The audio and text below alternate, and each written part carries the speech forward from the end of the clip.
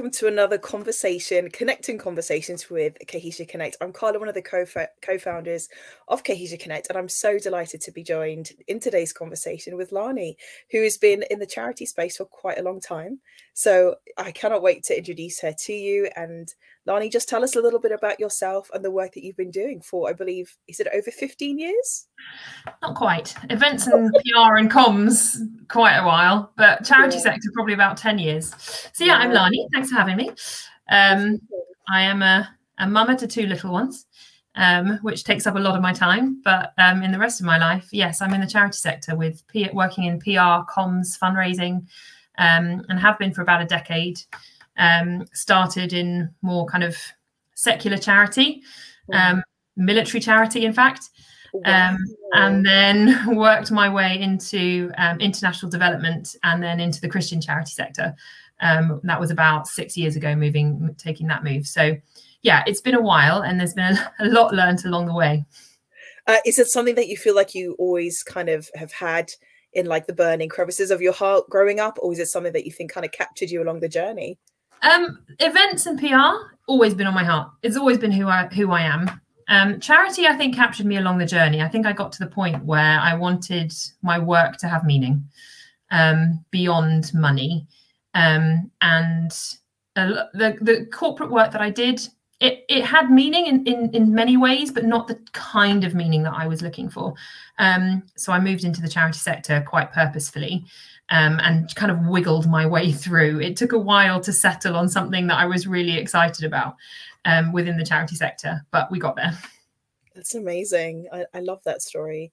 Now, people don't really know you as well as I do, so I really love that. I've got some in the know knowledge, but you are a big hospitality person. So here's my question so people get to know a little bit more about you.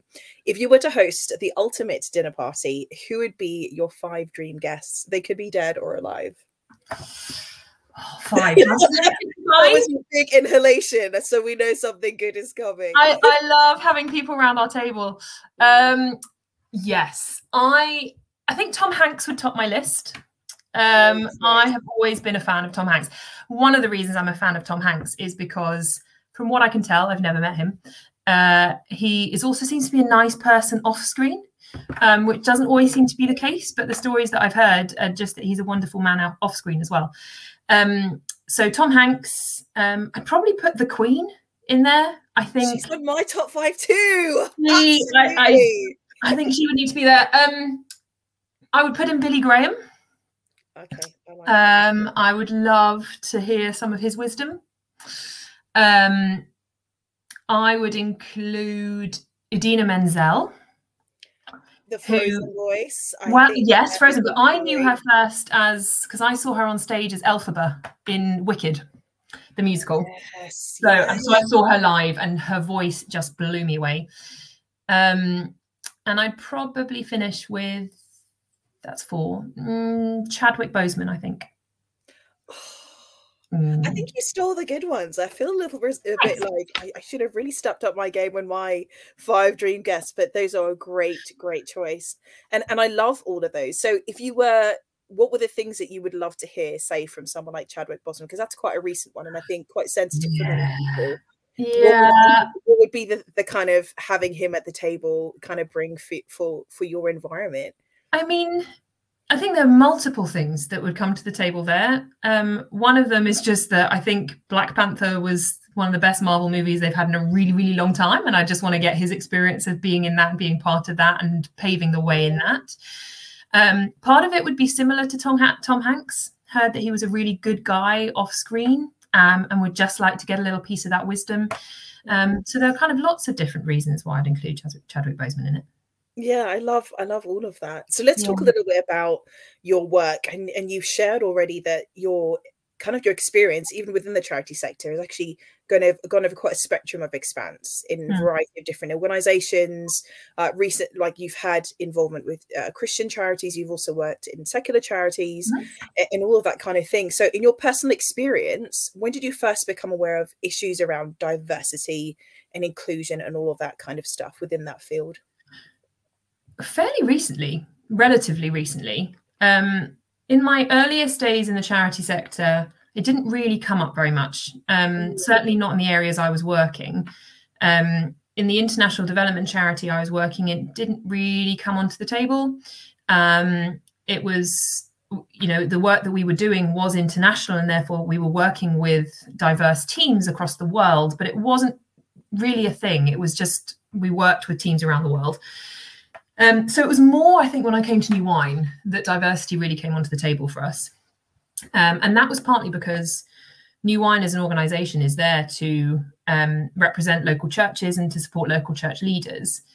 And it became very apparent that we were saying we wanted to represent the church in the UK, and yet our leadership teams and our board were not representative of the church in the UK.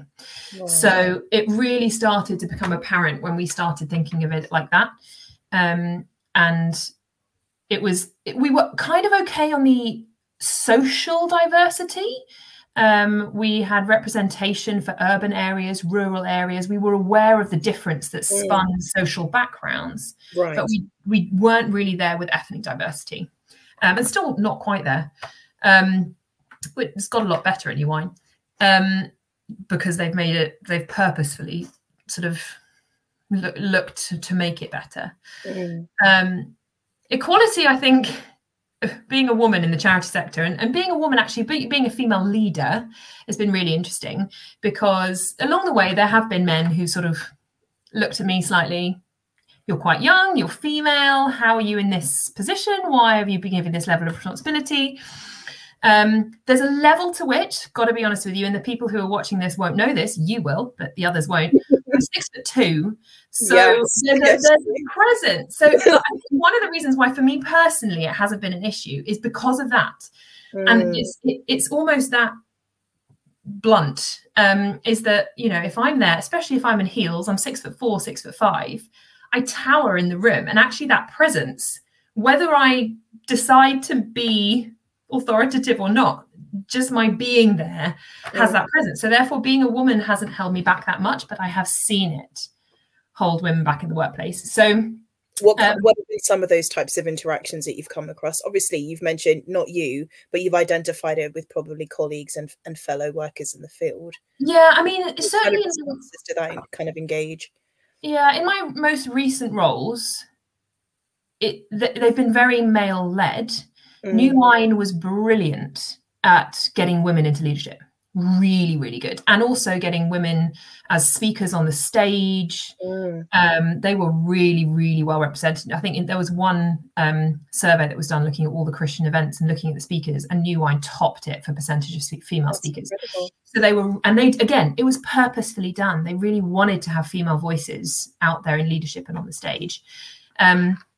But even then, there are conversations that you have with the guys that are around that are just, there's a little bit of a they're just kind of curious as to how you got to this place. The biggest thing I think that I really noticed it was coming back off maternity leave, and I think that's one of the really, you know, the obvious ways where it really impacts women is coming back off maternity leave. If you're trying to balance family life, getting that flexibility, that's been a huge way that I've really, really noticed it. And I've seen it in other people trying to come back, trying to find that balance, not necessarily wanting to come back full time. It's in some of those areas that I've just, in passing, little comments here and there, seen the kind of the comeback against that of, well, if you're not here full time, or you can't be in the office full time, or you can't be present the whole time, then are you worth my time? So it's, again, New Wine, brilliant. They were absolutely phenomenal when I came back from my maternity leaves. But just around the sector, you can just see it. It's starting to move. It's starting to shift. But yeah, it's definitely still a struggle. And men going on paternity leave, what was the response when they were to come back? I know it's considerably a lot less time, but was there a distinctive difference within scenarios like that? It was more, oh, you've had 2 weeks holiday. And you just think, well, if you had a newborn, you'd know they weren't on holiday for 2 weeks. But it's very different. The thing that is starting to change a lot is shared parental leave, and quite a few of my friends have started doing that, where the father has taken a huge chunk and they've shared the leave, and that's worked really, really well for a lot of people I know. Again, that's becoming more more common, but sometimes you still feel like you have to fight for it. Yeah, it's so interesting that it happens to be International Women's Day this week and also for this month. So hearing that we're still engaging with conversations about maternity leave, and also, like you said, just the kind of, there's still a suspicion or a question mark over your ability to bring value into your workplace after something like maternity leave. It still frightens me that this is something that we're still having to grapple with now. But hence why it's so important that we're observing, you know, landmarks in the historical calendar like this month, and we are still talking about it because it does need to be addressed, and it won't just go away until we keep talking about it. So it's really interesting to hear that, and great to hear that you've had, and you, even though you've seen some negative responses, you've also experienced some great support. Definitely possible. Yeah, which is wonderful. Yeah. So within kind of your work within these spaces in the UK within charity work, what have been some of, in your view, would be like the DEI challenges that you felt were the most kind of like obvious? I think one of them is something that I would say I was actually, that would have been my opinion maybe 5 or 6 years ago, is that because so many more people are talking about, so definitely ethnic diversity amongst leadership and in boards, because it's become a much more hot topic. Maybe 5 or 6 years ago, I was struggling with the idea of filling a quota and being seen as, well, we have to have this number of this ethnicity on our board or team, otherwise they're going to say this about us. And therefore, you know, my mind was going, well, let's just get the best person for the job. And there is a level to which that's fine. Getting the best person for the job, brilliant, absolutely. But I think what I've realized in the last 4 or 5 years is that it's okay to fill a quota. And the reason why I got to that conclusion was because if one of your aims is that you want to be representative, if one of your organizational aims is that you want to have voices who have different opinions, different backgrounds, just they come at a situation from different places, you have to have diverse leadership. Across all things, you have to have men and women, you have to have the different social backgrounds, you have to have the different ethnic backgrounds. You need to have lots of different people in the mix. So if you're finding someone and you're filling a quota in inverted commas, but your aim as an organization is to be representative, then it's not a quota anymore, because you still hold integrity. You're not just hiring someone because they tick a box for you. If you're only doing it to tick a box, don't bother doing it, because it will come across. People will see right through it. But if you're actually wholeheartedly wanting to say we want to be representative, then filling the quota is okay, and hiring someone because they help you fill that quota is okay. And that's kind of where my shift has come in the last 4 or 5 years, just watching people try and sort of diversify leaderships, especially. Because it's interesting. Yeah, I love how you mentioned also, and I think many will share your view, and I agree with you. There's nothing wrong with who is the best person for the job. We want to do justice to the roles and bring excellence to our service. Did you notice that there was a difference when you'd become kind of like comfortable with, actually it can go beyond that, and even if it's not the best, but it still helps us to achieve these holistic aims? What were the kind of, what did you notice as a result of kind of that incentive? First of all, my own eyes and the people around me, our eyes were open. We were looking for people who could fill the quota, and therefore we started seeing them. So until we started looking, they didn't really come onto our radar. When we started a very important point, that if you're not looking, you don't see them. Otherwise, you see the people who look like you, who are going to affirm your ideas and your opinions, who make you feel good. But actually, you're not going to get very far that way. If you don't have people challenging your viewpoint and where you're coming from, you're not going to get all that far. Yeah, that's incredible. And kind of what environment and culture did you feel was kind of being created as a result of kind of like the lacking of those voices? What did it look like? What was kind of happening internally? Because obviously a lot of us who are not in the sector will just see, oh, we're familiar with X, Y, and Z charity, that we see them on the high street appealing, we see them on our television screens, and it appears that the cause is noble. But what's happening from the inside in terms of the environment that's been built, as you said, as a lack of acknowledgement, even looking for diversity to be part of who you are centrally? I mean, that's a great question. I think my quickest answer was it's become stagnant. Wow. So it doesn't move anywhere. So and it's not just diversity, but is a huge part of that. When a culture becomes affirming of itself, because it doesn't have the different viewpoints, it doesn't have people coming in from outside what it's used to, giving a different perspective, then it just becomes stagnant. You start saying the same things over and over, and people just don't hear them anymore. So there's very little movement, there's very little growth. As soon as you invite those new voices, those different backgrounds into the team, it suddenly comes alive again. And I've seen it in a few different organizations that have struggled because they haven't had that diversity. And then when they brought it in, all of a sudden, they see growth in the people supporting their charity, saying that they really understand their cause again. And not only that, but people who say, actually, I feel like you want me to be a part of this because you represent me as well as everyone else. So it's if it's not there, it will slowly become stagnant. There will not be growth, and certainly not growth in. There may be small areas of growth within one particular demographic. Right. But you start running out of the people who want to hear in that demographic, and if you don't have the different viewpoints, you don't challenge one another, it will just become stagnant.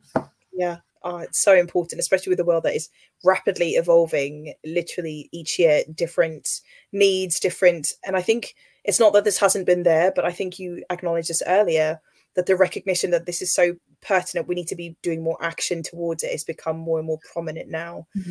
So in your opinion, what do you feel needs to kind of be improved to impact, kind of, how do we continue moving in that direction? Because I think you recognized it, you said it's quite slow.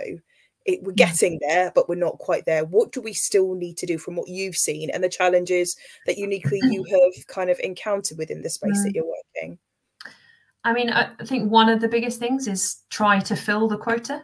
If it is at the heart of the mission, if it is there with integrity and a genuine desire to actually want to be representative and challenge yourself and hear the voices that need to be heard, then actively try to fill the quota and open the eyes to look for the people. From an ethnic diversity point of view, I think there's also a level to which we can be guilty of the sin of omission. And that's certainly from a privileged white background. It's very easy to say, well, I don't know how to engage with people who aren't like me.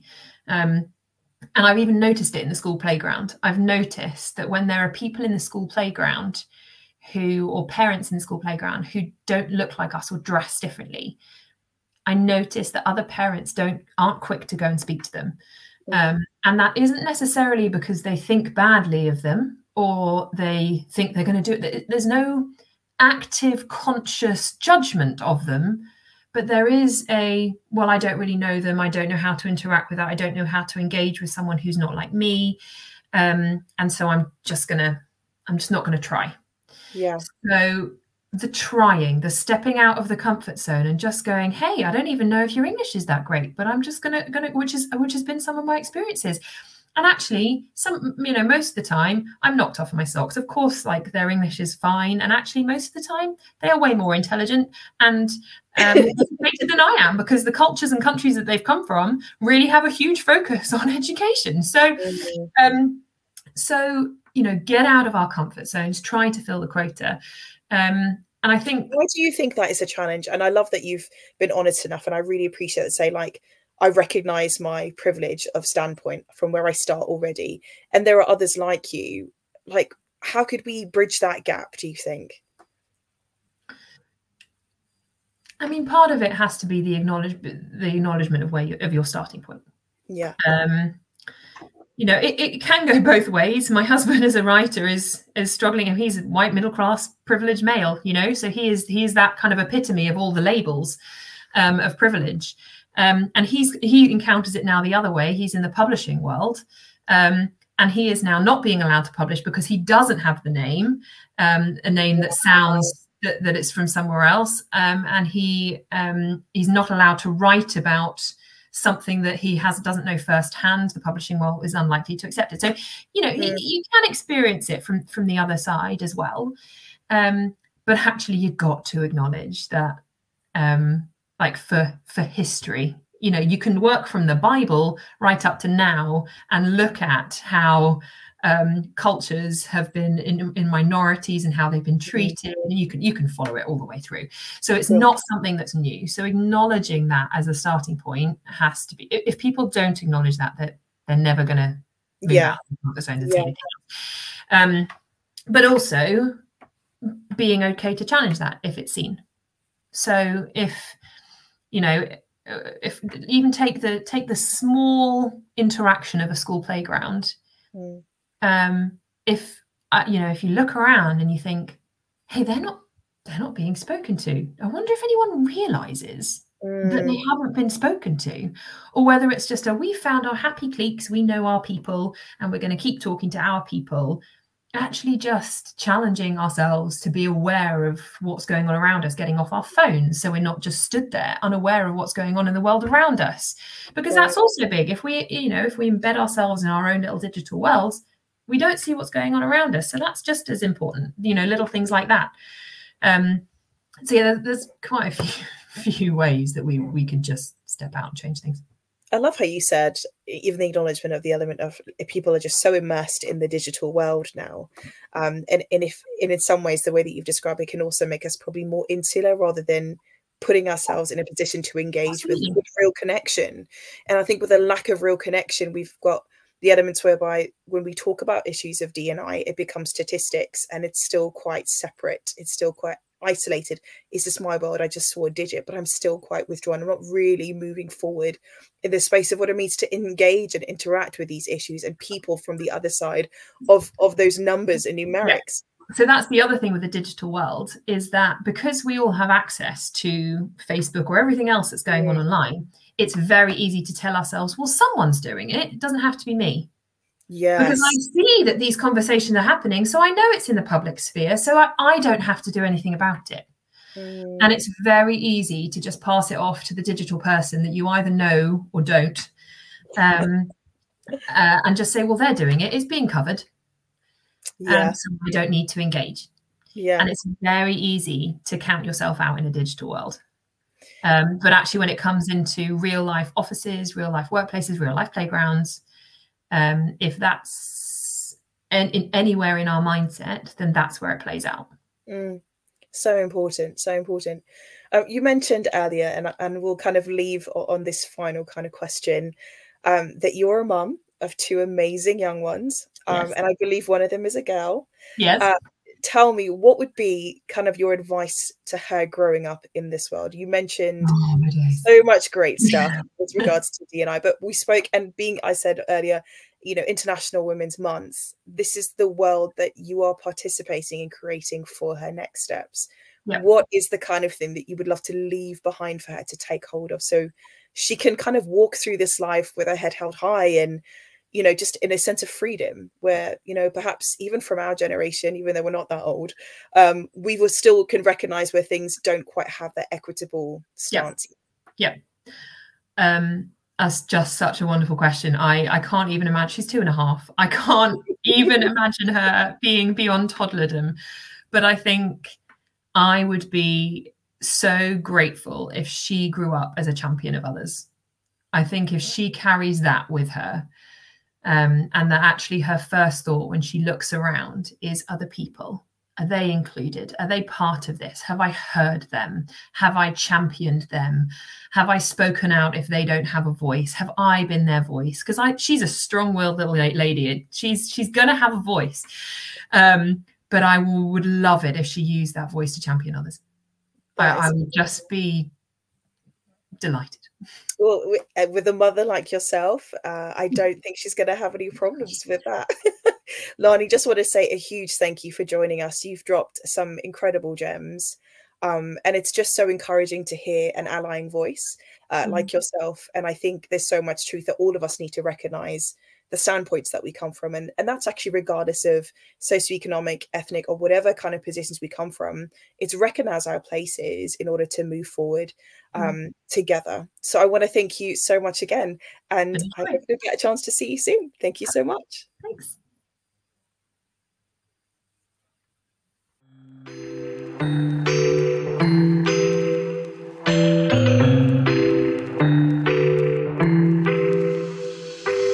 you.